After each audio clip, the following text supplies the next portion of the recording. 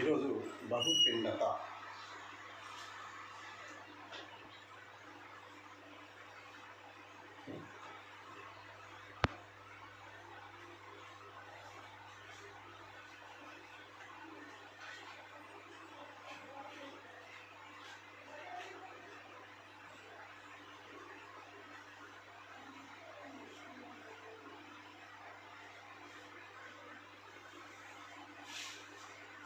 బహుపిండత అంటే పాలిఎంబ్రియోని అంటే ఒక పిండకోశంలో సాధారణంగా ఒక పిండం మాత్రమే అభివృద్ధి చెందుతుంది.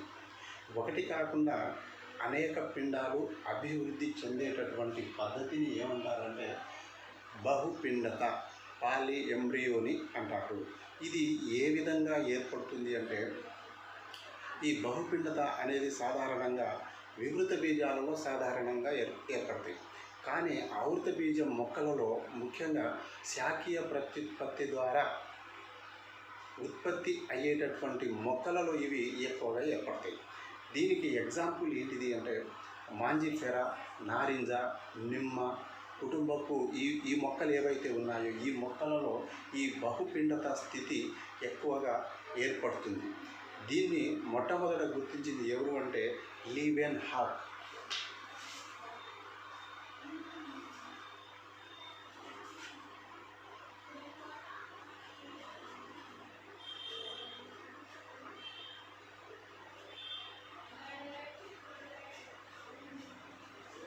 ఆంటన్ వాన్ లీవెన్ హాక్ అనే శాస్త్రవేత్త 1719లో దీన్ని మొట్టమొదట గుర్తించారు.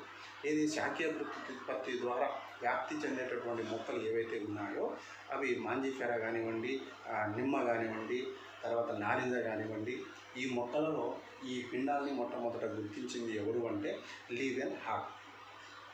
అయితే ఈ బహుపిండత అనే పేరుని ప్రతిపాదించిన శాస్త్రవేత్త ఎవరు అంటే రాబర్ట్ బ్రౌన్.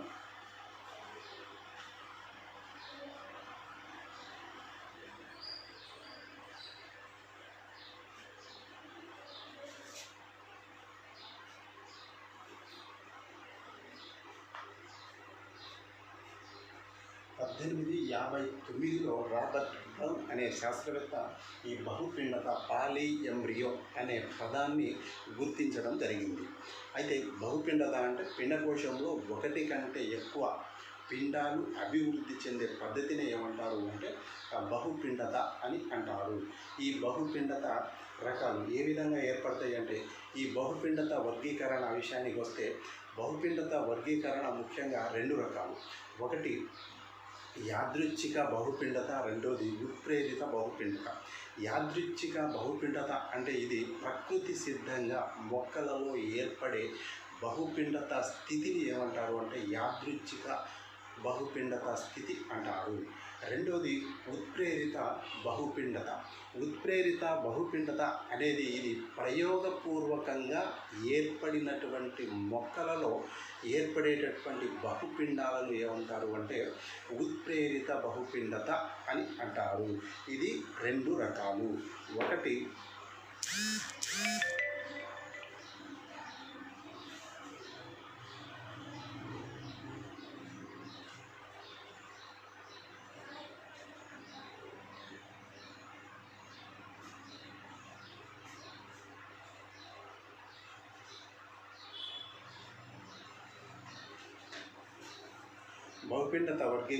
బహుపిండత వర్గీకరణ 2 రకాలు. ఒకటి యాదృచ్ఛిక బహుపిండత, రెండోది ఉత్ప్రేరిత బహుపిండత.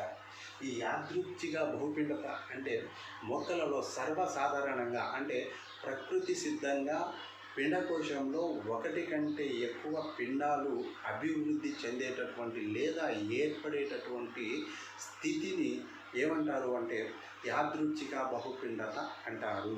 రెండోది ఉత్ప్రేరిత బహుపిండత. ఈ ఉత్ప్రేరిత బహుపిండత అంటే ప్రయోగ పూర్వకంగా ఏర్పడేటటువంటి మొక్కలు ఏవైతే ఉన్నాయో వాటిలో ఏర్పడేటటువంటి పిండాలను ఏమంటారు అంటే ఉత్ప్రేరిత బహుపిండత అంటారు. అయితే యాదృచ్ఛిక బహుపిండత దీన్ని ఎర్నెస్ట్ అనే శాస్త్రవేత్త 18లో 2 రకాలుగా గుర్తించారు. దీన్ని మహేశ్వరి అనే శాస్త్రవేత్త బలపరిచారు. యాదృచ్ఛిక బహుపిండతను ఎర్నెస్ట్ అనే శాస్త్రవేత్త 1918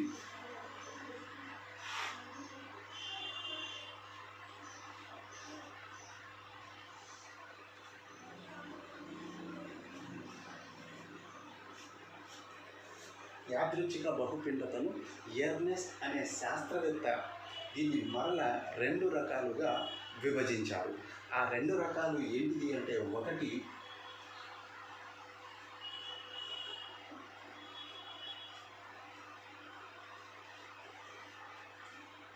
నిజమైన బహుపిండత ఒకటి, రెండోది యాదృచ్ఛిక బహుపిండతను ఎర్నెస్ట్ అనే శాస్త్రవేత్త 2 రకాలుగా విభజించారు. దీన్ని మహేశ్వరి అనే శాస్త్రవేత్త బలపరిచారు. ఈ యాదృచ్ఛిక బహుపిండత 2 రకాలు. ఒకటి యాదృచ్ఛిక బహుపిండత, రెండోది మిథ్యా బహుపిండత.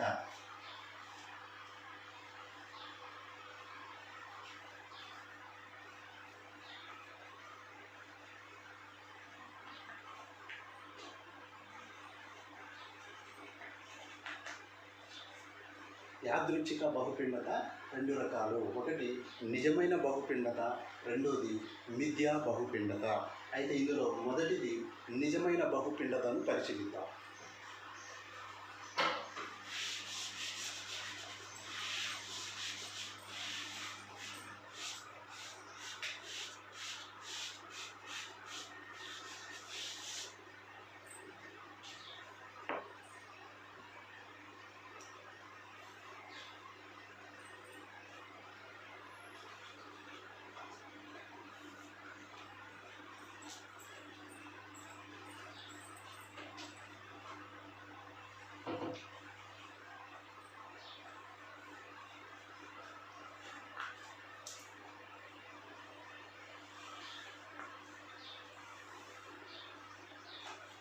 యాదృచ్ఛికలో మొదటిది నిజమైన బహుపిండత. ఈ నిజమైన బహుపిండత అనేది ఏ విధంగా ఏర్పడుతుంది అంటే, పిండకోశంలో ఒకటి కన్నా ఎక్కువ పిండాలు ఏర్పడే స్థితిని నిజమైన బహుపిండత అంటారు. అంటే పిండకోశంలో ఒకటి కంటే ఎక్కువ పిండాలు ఏర్పడే స్థితిని నిజమైన బహుపిండత అంటారు. ఈ అదనపు బహుపిండాలు ఏ విధంగా ఏర్పడతాయి అంటే, స్త్రీబీజ కణం చీలడం వలన కానీ, లేదా సహకణాల వలన కానీ, తర్వాత ప్రతిపాద కణాల వలన కానీ, లేదా అండ కవచాల వలన కానీ ఈ రకమైన బహుపిండత ఏర్పడవచ్చు. ఒకటి స్త్రీబీజ కణం చీలడం వలన కానీ, రెండవది సహకణాల వలన కానీ, మూడవది ప్రతిపాద కణాల వలన కానీ, నాలుగవది అండ కవచాల వలన కానీ ఈ రకమైన నిజమైన బహుపిండత అనేది ఏర్పడవచ్చు. ఈ నిజమైన బహుపిండత మరల 4 రకాలుగా వర్గీకరించారు. ఆ 4 రకాలు ఏంటిది అంటే, ఒకటి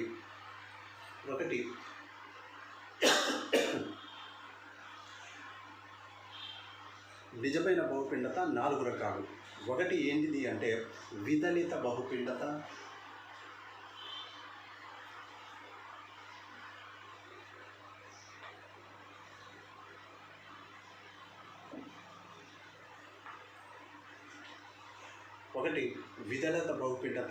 రెండోది సహకణ బహుపిండత,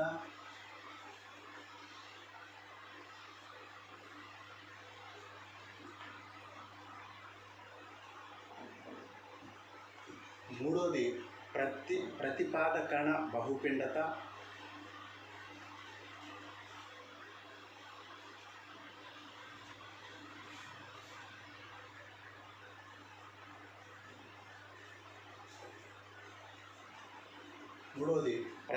కణ బహుపిండత, నాలుగోది అపూరపు బహుపిండత.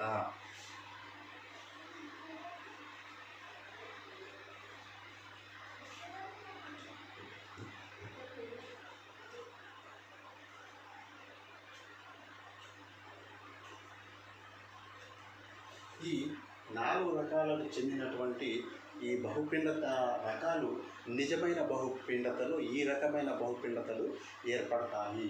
అసలు బహుపిండత ఈ నిజమైన బహుపిండత 4 రకాలుగా ఏర్పడతాయి. అది పిండకోశంలో ఏ విధంగా ఏర్పడతాయో చూద్దాం.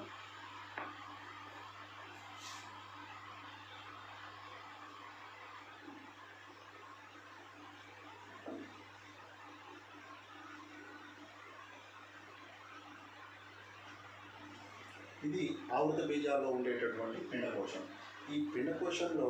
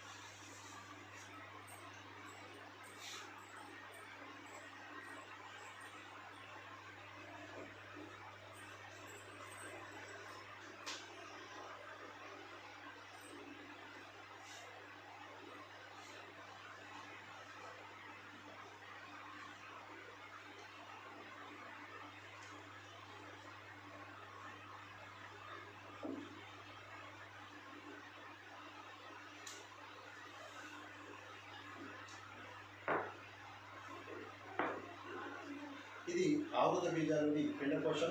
ఇదేమో అండర్ నిర్మాణం.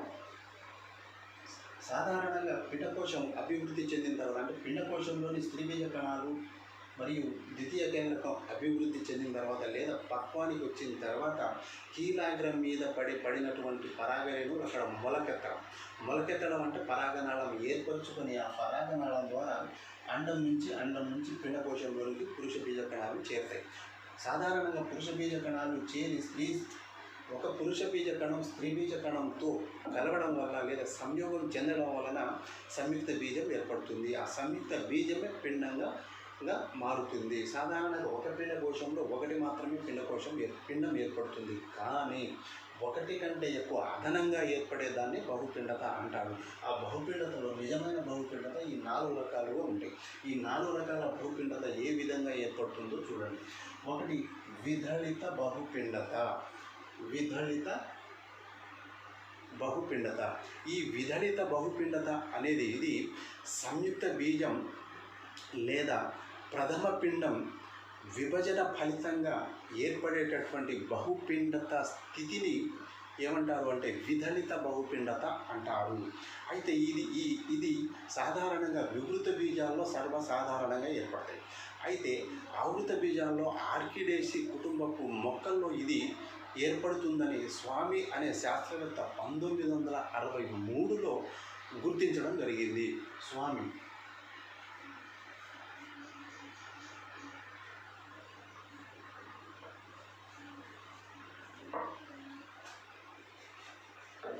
విదళిత బహుపిండత ఇది సంయుక్త బీజం కానివ్వండి లేదా ప్రథమ పిండం విభజన ఫలితంగా ఏర్పడినటువంటి బహుపిండత స్థితిని ఏమంటారు అంటే ఇక్కడ విదళిత బహుపిండత అంటారు.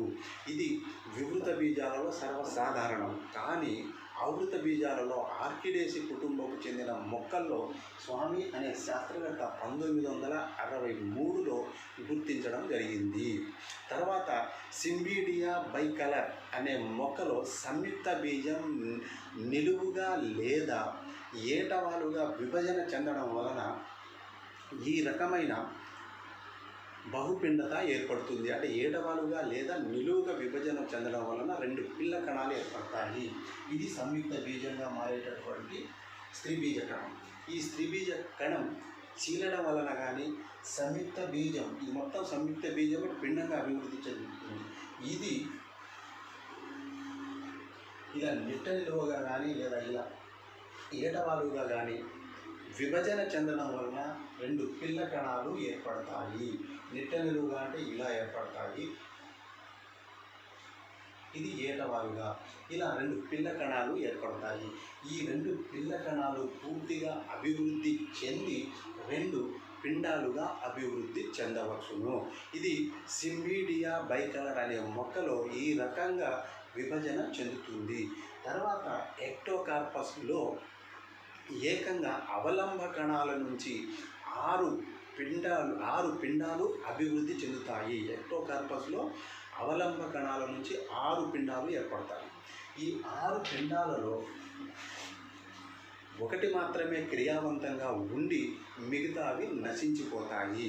ఈ రకంగా స్త్రీబీజ కణం నుండి కానివ్వండి, అవలంబ కణాల నుండి కానివ్వండి, సంయుక్త బీజం నుండి కానివ్వండి, ఈ ప్రథమ పిండం నుంచి కానివ్వండి, ఈ విదళిత బహుపిండత అనే రకాలు ఏర్పడతాయి. దీన్ని ఏమంటారు అంటే విదళిత బహుపిండాలు అని అంటారు. ఇది మొదటిది. రెండవది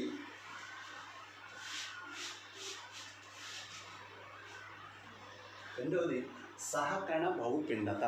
ఈ సహకణ బహుపిండత అనేది కొన్ని మొక్కల్లో ఫలదీకరణం చెందిన లేదా చెందని సహకణాల నుండి ఈ అదనపు బహుపిండాలు అనేవి ఏర్పడతాయి. ఇప్పుడు ఇది ఫలదీకరణం చెందినటువంటి స్త్రీబీజ కణం, ఇవి సహకణాలు. ఈ 2 సహకణాలు. సెకండ్ వన్ సహకణ బహుపిండత స్థితి. ఈ సహకణ బహుపిండత స్థితి అంటే ఫలదీకరణం, అంటే కొన్ని మొక్కల్లో ఫలదీకరణం చెందిన సహకణాల నుండి అదనపు బహుపిండాలు ఏర్పడేటటువంటి స్థితిని ఇక్కడ సహకణ బహుపిండత స్థితి అని అంటారు. ఎగ్జాంపుల్ ఆర్జిమోన్ మెక్సికో లేదా ఫ్యాసియోలస్ వల్గారిస్ అనే మొక్కలలో ఫలదీకరణం చెందని సహకణాల నుంచి ఈ అదనపు బహుపిండాలు ఏర్పడతాయి. ఫలదీకరణం చెందలేదు కాబట్టి అటువంటి పిండాలు ఏ స్థితిలో ఉంటాయంటే ఏక స్థితిలో ఉంటాయి. దీని నుంచి ఏర్పడేటటువంటి పిండాలు ఏకస్థితిలో ఉంటాయి. ఈ రకమైన బహుపిండాలను ఏమంటారు అంటే సహకణ బహుపిండాలు అంటారు. ఇంకొకటి సాజిట్టేరియా పోవా. ఈ మొక్కలలో ఇంకొకటి అరిస్టలోకియా అనే మొక్కలలో 1 లేదా 2 సహకణాలు అండం వలె మార్పు చెంది ఫలదీకరణంలో పాల్గొని అదనపు బహుపిండాలను రూపొందిస్తాయి. ఇటువంటి బహుపిండత ఏర్పడుతుంది. అంటే ఎప్పుడు ఏర్పడుతుంది? ఈ సహకణాలు ఫలదీకరణంలో పాల్గొని బహుపిండాలు ఏర్పడతాయి. పాల్గొని అంటే ఈ పిండకోశంలో 1 కంటే ఎక్కువ పరాగనాళాలు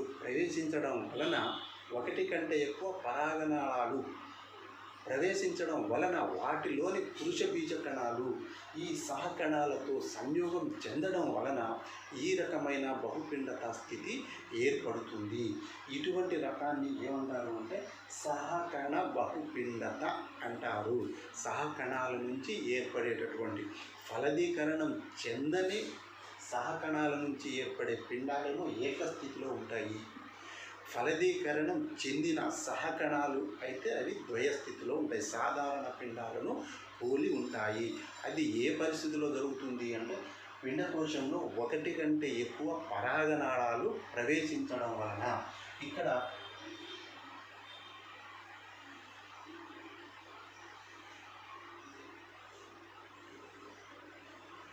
ఈ పిండకోశం, ఇక్కడ పరాగరేణువు, ఇలా 1 కంటే ఎక్కువ పరాగ నాళాలు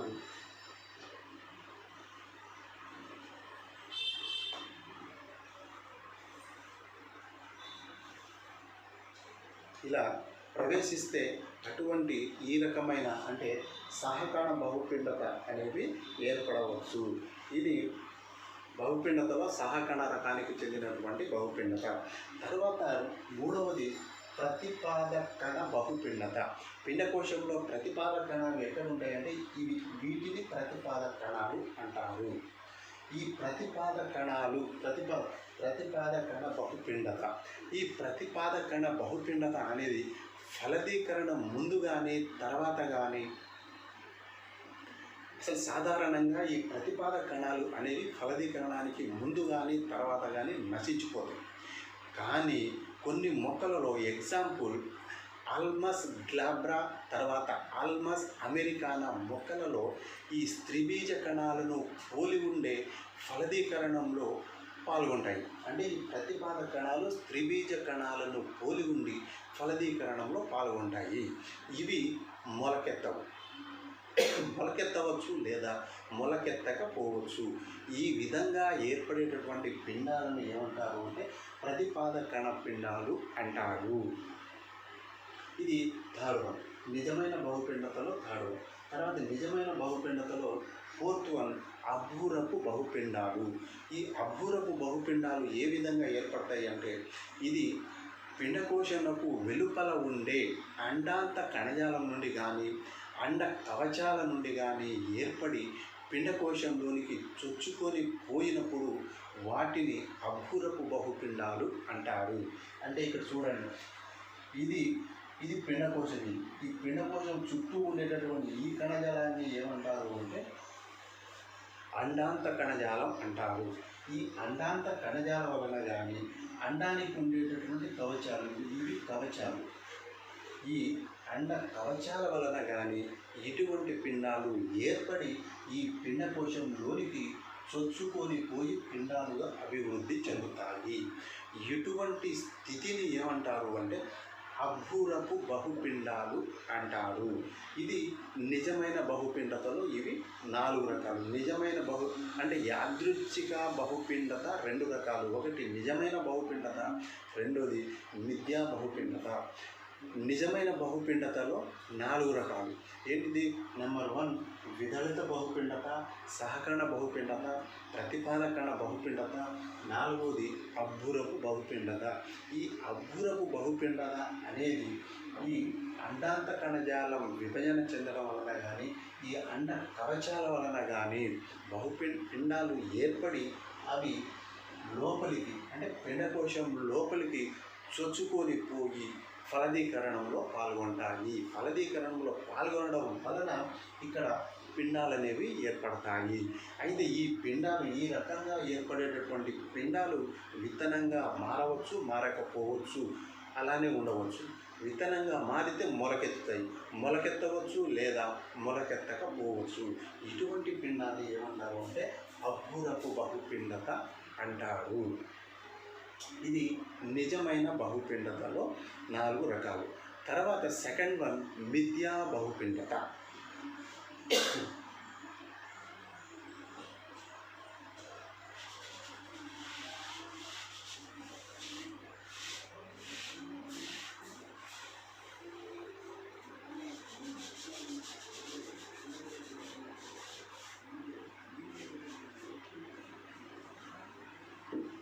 రెండవది మిథ్యా బహుపిండత.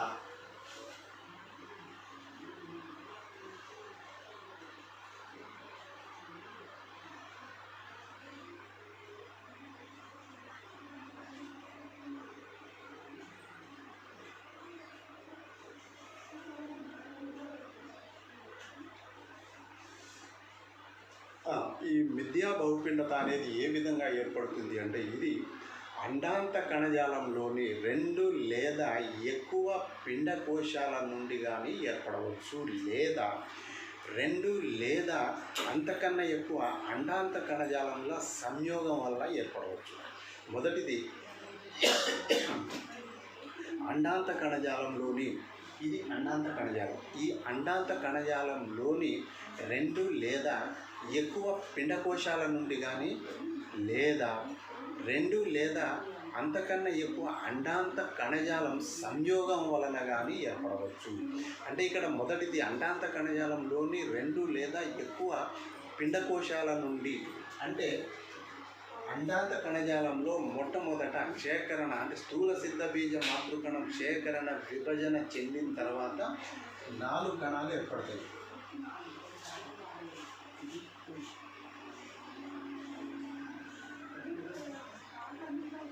ఇది 2N. ఇది స్థూల సిద్ధ బీజ మాతృకణం. ముందు పిండకోశం ఏర్పడేటటువంటి స్థితి. ఈ స్థూల సిద్ధ బీజ మాతృకణం క్షయకరణ విభజన అనంతరం అంటే ఒక మాతృకణం నుంచి 4 స్థూల సిద్ధ బీజాలు ఏర్పడతాయి. ఇవి స్థూల సిద్ధ బీజాలు. ఈ స్థూల సిద్ధ బీజాలు ఏక స్థితిలో ఉంటాయి. ఈ ఎన్ అంటే సింగిల్ ఎన్ అంటే ఏక స్థితి, ఎప్లైడ్ స్టేజ్లో ఉంటాయి. ఇది ఏమో డిప్లాయిడ్ 2N.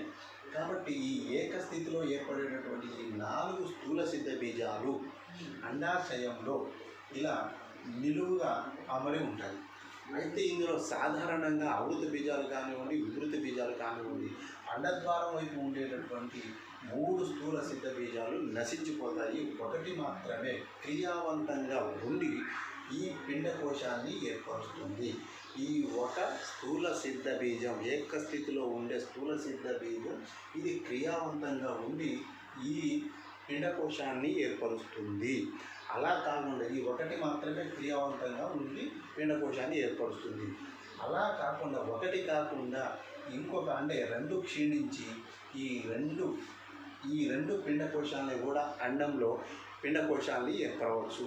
అంటే ఈ 4 అంటే ఒక మాతృకణంలో ఏర్పడేటువంటి చతుష్కాలు 4 సిద్ధ బీజాలు 4 పిండకోశాలను ఏర్పరవచ్చు, లేదా 1 ఏర్పరచవచ్చు, 2 ఏర్పరవచ్చు, 3 ఏర్పరచవచ్చు. ఈ విధంగా అండంలో 1 కంటే ఎక్కువ పిండకోశాలు ఏర్పడితే మిథ్యా బహుపిండత స్థితి ఏర్పడుతుంది. అంటే ఒక పిండకోశంలో ఒక పిండం, దీని పక్కనే ఇంకొక పిండకోశంలో ఇంకో పిండం, ఇంకొక పిండకోశంలో ఇంకొక పిండం, అలా 1 కంటే ఎక్కువ పిండకోశాల నుండి ఏర్పడితే దాన్ని మిథ్యా బహుపిండత అని అంటారు. రెండవది అండాంత కణజాలం నుంచి. ఇలా కాకుండా ఈ పిండకోశం చుట్టూ ఉండేటటువంటి అండాంత కణజాలం నుంచి పిండకోశం అభివృద్ధి చెంది బహుపిండత ఏర్పడవచ్చు. ఇటువంటి దాన్ని ఏమంటారు అంటే ఒక స్థూల సిద్ధ బీజ కణం నుంచి ఏర్పడితే దానికి ఎగ్జాంపుల్ హైడ్రిల్లా, తర్వాత వర్టిసెల్లా స్టర్. 2 కంటే ఎక్కువ స్థూల సిద్ధ బీజ మాతృకణాలు అభివృద్ధి చెందడం వలన పిండకోశాలు ఏర్పడి అనేక పిండాలు ఏర్పడతాయి. ఇటువంటి స్థితిని ఏమంటారు అంటే మిథ్యా బహుపిండత అంటారు. అండాంత కణజాలం నుంచి సిద్ధ బీజ రాహిత్యం వలన కూడా ఈ బహుపిండత స్థితి ఏర్పడుతుంది. దానికి ఎగ్జాంపుల్ ఓపెన్సియా, సిట్రస్, మాంజిఫెరా మొక్కలలో ఈ రకమైన బహుపిండతాలు ఏర్పడతాయి. ఇది విదలిత బహుపిండత రకానికి చెందుతుంది. ఇది బహుపిండతలోని రకాలు. బహుపిండతలో ఉండేటటువంటి రకాలు ఈ విధంగా బహుపిండత ఏర్పడుతుంది. తరువాత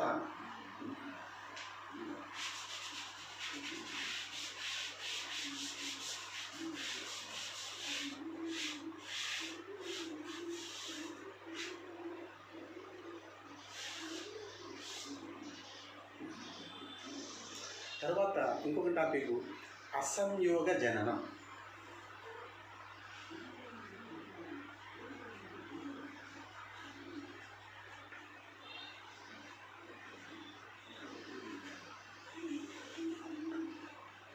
అసంయోగ జననం సాధారణంగా లైంగిక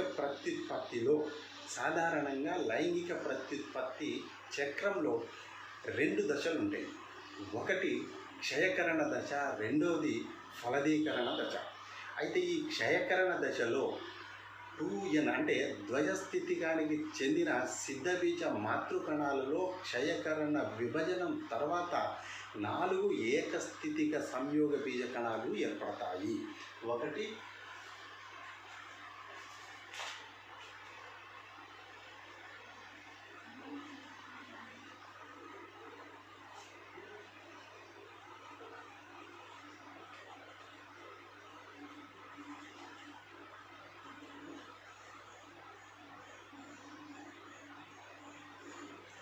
క్షయకరణ దశ, రెండోది సంయోగ బీజద దశ అంటే ఫలదీకరణ దశ.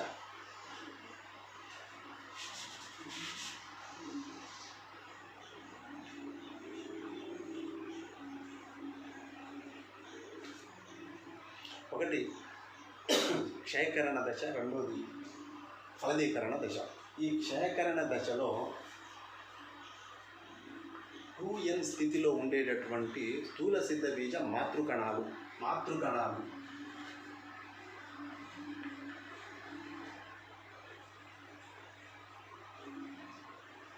2 2n అంటే ద్వయస్థితిక దశలో ఉండేటటువంటి ఈ మాతృకణాలు క్షయకరణ విభజన అనంతరం ఒక్కొక్క మాతృకణం నుంచి 4n అంటే ఏకస్థితిలో ఉండేటటువంటి సిద్ధ బీజాలు ఏర్పడతాయి. అంటే స్త్రీ పురుష బీజ కణాలు ఏర్పడతాయి. ఏకస్థితిలో ఉండేటటువంటి సంయోగ బీజ కణాలు ఏర్పడతాయి. ఏర్పడ్డ తర్వాత అవి ఇక్కడ ఏర్పడినటువంటి కణాలు ఫలదీకరణ దశలో అవి ఫలదీకరణం చెంది అంటే స్త్రీ పురుష బీజ కణాలు సంయోగం చెంది సంయుక్త బీజం ఏర్పడుతుంది. ఈ రెండు కణాలు ఫలదీకరణంలో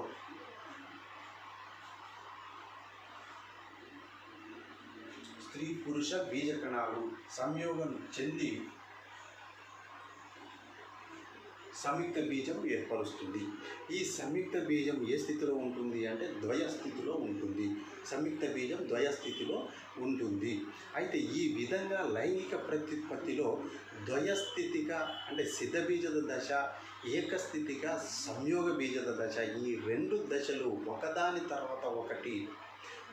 తర్వాత ఒకటి ఏకాంతరంగా అమరి ఉంటుంది. ఒకదాని తర్వాత ఏకాంతరంగా ఏర్పడుతూ ఉంటాయి ఈ దశలు.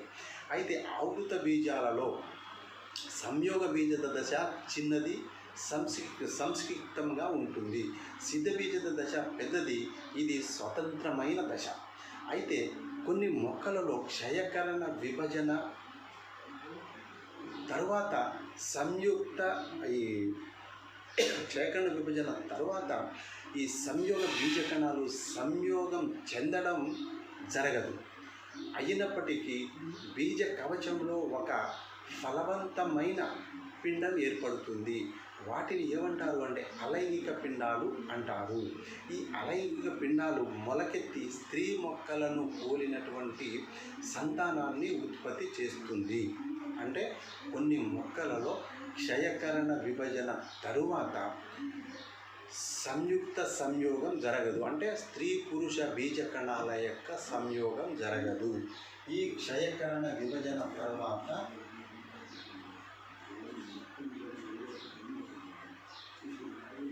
అంటే మాతృకణాలలో ఈ ద్వయస్థితిలో ఉండేటటువంటి మాతృకణాలు ఏ విధంగా అయితే ఈ మాతృకణాలు ఏవైతే ఉన్నాయో ఇవి క్షయకరణ విభజన అనంతరం అంటే ఒక్కొక్క మాతృకణం నుంచి 4 ఏకస్థితిక కణాలు ఏర్పడతాయి. ఈ ఏకస్థితిక కణాలు ఏర్పడ్డ తర్వాత వాటి మధ్య సంయోగం జరగాలి. స్త్రీ పురుష బీజ కణాల కలయిక లేదా సంయోగం చెందడం వల్ల సంయుక్త బీజం ఏర్పడుతుంది. కానీ ఇక్కడ ఈ సంయోగ బీజ కణాలు ఏర్పడ్డ తరువాత ప్లస్ మైనస్ స్త్రీ పురుష బీజ కణాలు వీటి మధ్య సంయోగం జరగదు. సంయోగం జరగకుండా ఏమవుతుంది తర్వాత వీటి బీజ కవచాలలో ఒక ఫలవంతమైన పిండం ఏర్పడుతుంది. ఒక ఫలవంతమైన అంటే ఫలదీకరణం జరగకుండానే ఒక పిండం అనేది ఏర్పడుతుంది. వీటిని ఏమంటారు అంటే అలైంగిక పిండాలు లేదా అలైంగిక విత్తనాలు అంటారు. ఇవి మొలకెత్తి స్త్రీ మొక్కను పోలిన ఒక మొక్కను ఉత్పత్తి చేస్తుంది. అంటే స్త్రీ మొక్క టైప్లో ఉండేటటువంటి ఒక స్త్రీ మొక్కను ఉత్పత్తి చేస్తుంది. ఈ విత్తనాలను ఏమంటారు అంటే అసంయోగ జనన విత్తనాలు అంటారు.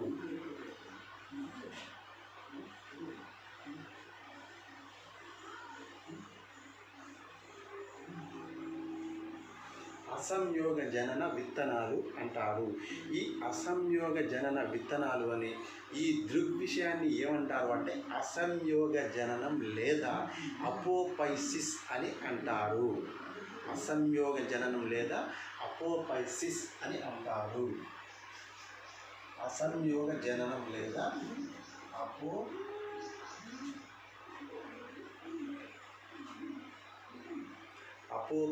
అపోమిక్సిస్ అంటారు.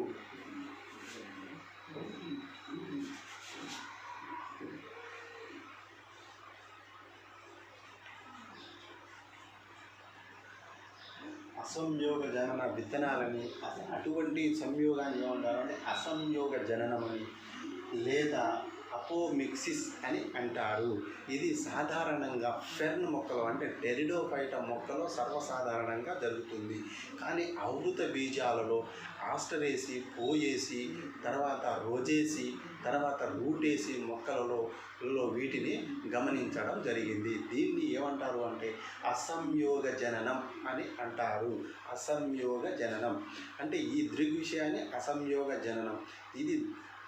ఇది సాధారణంగా ఫెర్న్ అంటే టెరిడోఫైటా మొక్కలలో ఏర్పడుతుంది.